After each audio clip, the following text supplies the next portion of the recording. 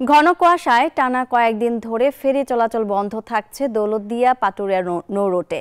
গত মধ্যরাত থেকেও এমন পরিস্থিতি। রাত ৩টা থেকে ফেরি চলাচল সম্পূর্ণ বন্ধ ঘোষণা করে বিআইডব্লিউটিসি কর্তৃপক্ষ। মাছ নদীতে আটকা পড়েছে ছোট বড় দুইটি ফেরি। দুর্ভোগে পড়েছেন যাত্রী, শ্রমিক ও ব্যবসায়ীরা। কর্তৃপক্ষ জানিয়েছে, কুয়াশা তীব্র রূপ ধারণ করলে চ্যানেলের বিকন বাতি এবং মার্কিং পয়েন্টের কিছুই দেখা যাচ্ছিল না।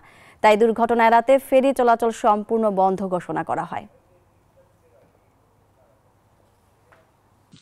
ধন্যবাদ মাহদনী। আপনি যেমনটি বলছেন, ফেরি কিন্তু এখনো চলাচল বন্ধ রয়েছে। গত রাত ৩টার পর থেকে ফেরি বন্ধ হয়, সেটি কিন্তু এখনো চালু করতে সম্ভব হয়নি। কারণ গত ২ দিন কিন্তু দেখেছি আমরা ৯টার পরে ফেরিগুলো চলাচল শুরু করেছে, কিন্তু আজকে কুয়াশার ঘনত্ব এতটাই বেশি যে এখনো সেটি চালু করা সম্ভব হয়নি। তবে আমরা বিআইডব্লিউটি এর সঙ্গে কথা বলেছি, তারা ধারণা করছে যে হয়তোবা 10:20 বা 10:30 নাগাদ চালু হতে পারে। আরেকটি বিষয় একটু জানিয়ে রাখি যে এই গত রাতে যখন ফেরি পাটুরিয়া প্রান্ত থেকে দৌলতদিয়া প্রান্তে ছেড়ে আসে দুইটি